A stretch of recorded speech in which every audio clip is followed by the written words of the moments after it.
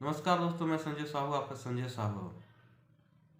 TMC के सांसद कल्याण बनर्जी ने सभापति एवं उपराष्ट्रपति का जिस प्रकार अपमान किया है उसे पूरा देश ने देखा है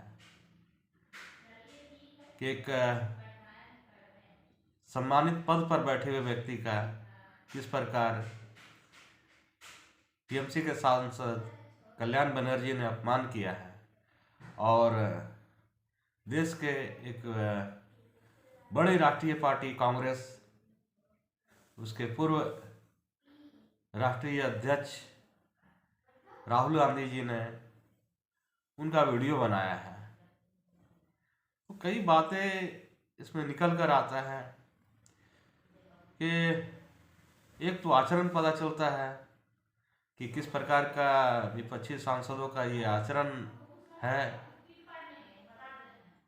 मैं आप लोग से पूछना चाहता हूँ कि क्या कोई एक विद्यार्थी अपने जिस स्कूल में पढ़ रहा हो उसके प्रिंसिपल का क्या अपमान कर सकता है या उसका मजाक उड़ा सकता है? उसी प्रकार सभापति जो है एक प्रिंसिपल की तरह है सांसदों के लिए।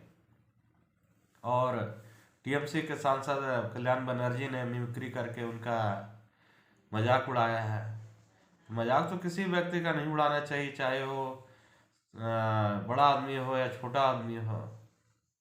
और जहाँ तक मिमिक्री करने की बात है तो आप एक कोई कलाकार नहीं है, या जिस जगह पे आपने ये मिमिक्री किया है कोई कोई रंगमंच नहीं था, कोई एक कला दिखाने का जगह नहीं था जो आपने इस प्रकार की मिमिक्री करके जगदीप धनखड़ जी का अपमान किया है और उनका मजाक उड़ाया है।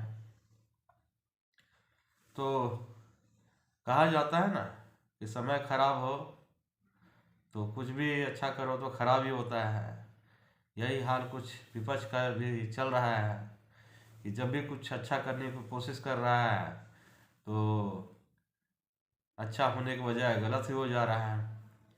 और पास में ही खड़े राहुल गांधी जी उनका वीडियो बनाने लगे, जबकि इतने बड़े पार्टी के कभी वो राष्ट्रीय पूर्व अध्यक्ष रह चुके हैं, पूर्व राष्ट्रीय अध्यक्ष कांग्रेस पार्टी के राहुल गांधी जी।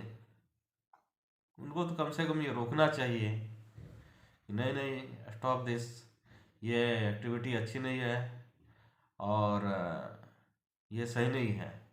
लेकिन उन्होंने भी ऐसा ना करके वीडियो बनाना शुरू कर दिया है। तो आम आदमी क्या समझे? आम आदमी तो सब कुछ देख रहा है और लग रहा है कि कहीं ना कहीं ये गलत हुआ है। सम्मानित पद पे इतने बुजुर्ग व्यक्ति का इस प्रकार की मिमिक्री करके अपमान किया गया है। तो मैं ये कहना चाहूँगा कि इस पूरे प्रकरण में टीएमसी को नुकसान हो या ना हो, लेकिन कांग्रेस कांग्रेस पार्टी को नुकसान होना तय है। क्योंकि टीएमसी ना ही उत्तर प्रदेश में चुनाव लड़ती है, ना ही राजस्थान में चुनाव लड़ती है, और ना ही जो है कि हरियाणा में चुनाव लड़ती है। क्योंकि जगदीप धनखड़ जी जिस वर्ग से आते हैं और जिस समाज से आते हैं, उनकी बहुसंख्यक समाज ज़्यादातर उत्तर प्रदेश, हरियाणा और राजस्थान क्षेत्रों में है, जहाँ पर कांग्रेस अपना उम्मीदवार देती है। तो इस अपमान का बदला जाट समाज कहीं ना कहीं इस गुस्से को जो है कांग्रेस पे उतार देना चाहेगी, और इसका सीधा नुकसान होता दिख रहा है कांग्रेस को आने वाला लोकसभा चुनाव में। क्योंकि एक जाट समाज बहुत बड़ा एक किसान वर्ग है, और किसान वर्ग, बहुत सारे किसान वर्ग कांग्रेस से भी जुड़े हुए हैं, बीजेपी से जुड़े हुए हैं, लेकिन ज़्यादातर जो कांग्रेस से ही जुड़े हुए हैं। लेकिन इस अपमान के बाद जो है समीकरण बदलता हुआ दिख रहा है। ये वोट बैंक का नुकसान सीधा सीधा कांग्रेस को होता दिख रहा है कि आने वाले समय में जो लोकसभा है सामने में, उसमें सीधा कांग्रेस को इस वोट बैंक का नुकसान हो सकता है,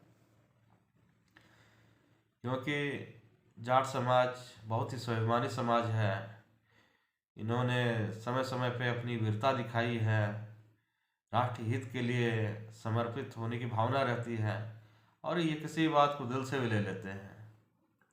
और जगदीप धनखड़ जी का अपमान ऐसा महसूस हो रहा है कि आने वाले लोकसभा में जाट समाज इस अपमान का बदला टीएमसी से ले या ना ले, लेकिन कांग्रेस से इसका बदला जरूर ले लेगी, जिसका नुकसान कांग्रेस को और फायदा कहीं ना कहीं बीजेपी को होता दिख रहा है।